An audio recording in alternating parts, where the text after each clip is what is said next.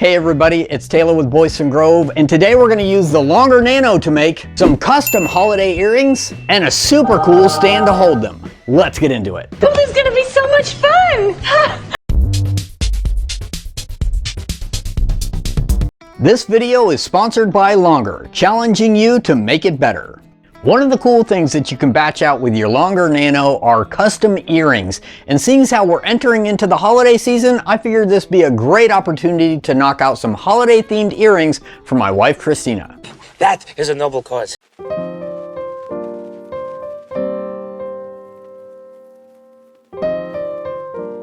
I'm going to be using some 2mm thick basswood for the earrings, and I'm starting with some of the pre-made designs that Longer has available in their Laser Burn app.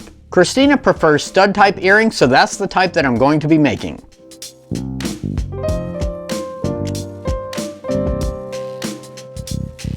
Look at those tiny trees. The second batch is made up of images that I purchased off of Etsy.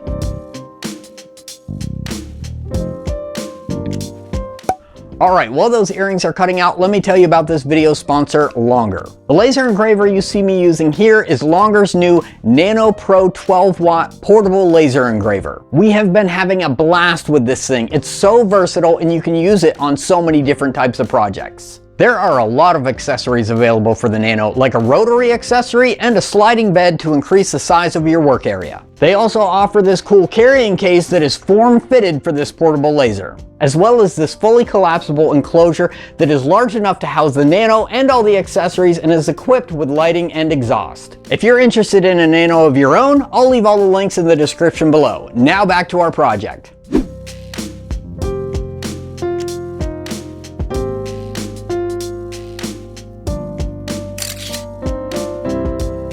To turn the cutouts into earrings, we purchased a kit off of Amazon that comes with different color and size studs, as well as the little end thingies, whatever they're called.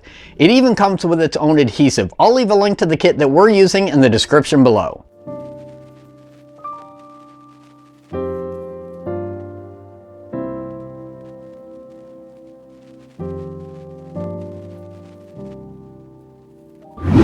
After allowing the adhesive to dry, I started painting all the earrings with some craft paints. Admittedly, I'm not the best mini earring painter, but I think they came out okay.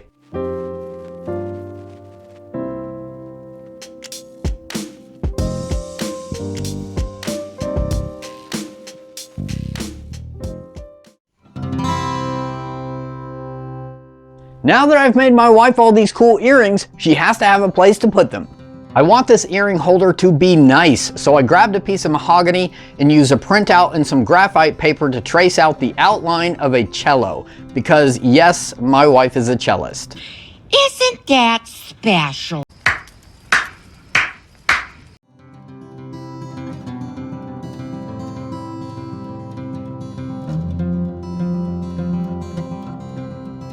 Then I used a compass to trace another line inside.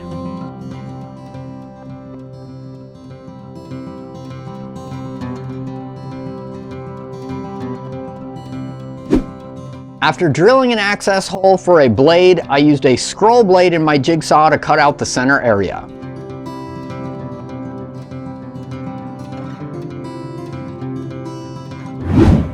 I used the table saw and miter saw to trim off all the excess, and then I cut out my shape on the scroll saw.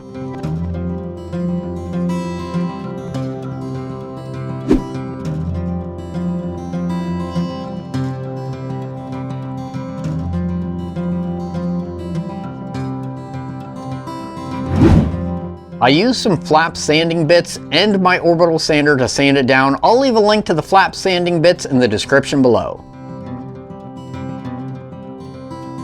Then I used a rabbet bit to put a rabbet on what will be the back inside edge of the cello.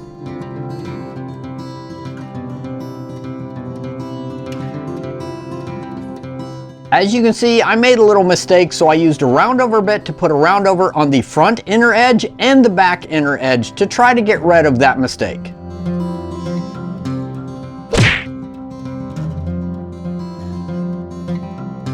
I also used my knife to add a few extra little details. The center area of the cello is going to be plexiglass, so I traced the inside area onto a 1/8 inch thick piece of plexiglass and cut it out on the scroll saw.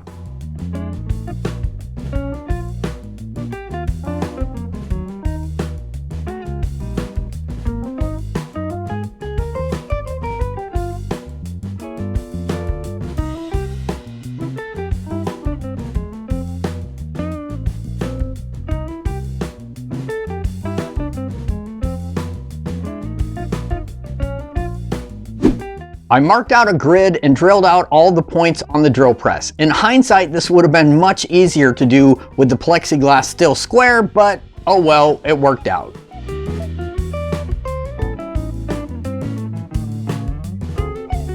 I wanted to add some more details, so I traced out the tuning keys or pegs on a thin piece of maple and cut them out on the scroll saw. Man, my scroll saw is getting a workout.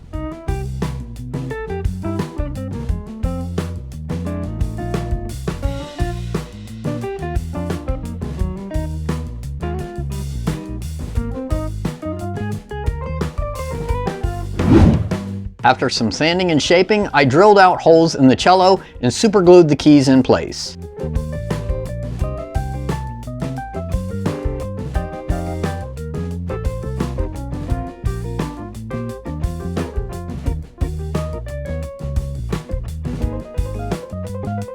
Now for the base. With more of the mahogany, I used a hole saw bit to create a circle and then put a large chamfer on the top edge.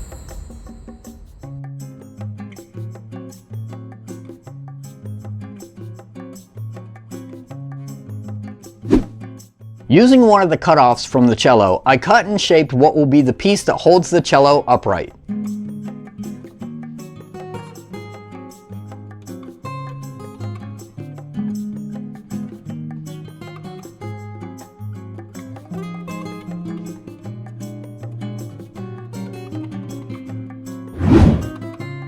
I used Titebond Quick and Thick and some brad nails for assembly, but not before adding a peg to the bottom of the cello to represent the end pin of the cello.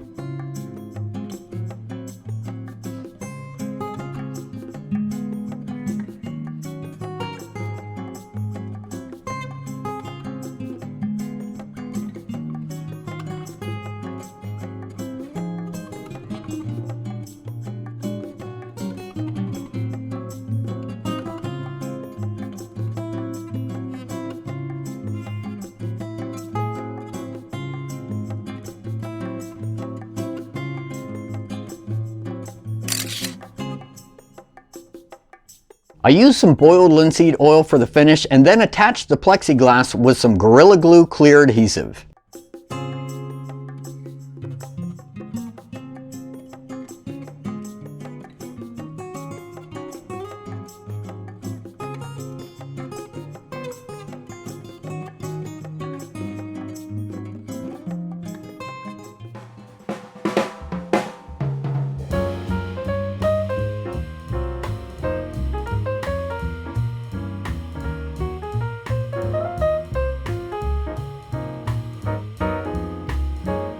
Alright, our holiday themed earrings along with this super cool stand are finished. I gotta say, this is one of my top favorite projects that I have made. This thing came out super cool.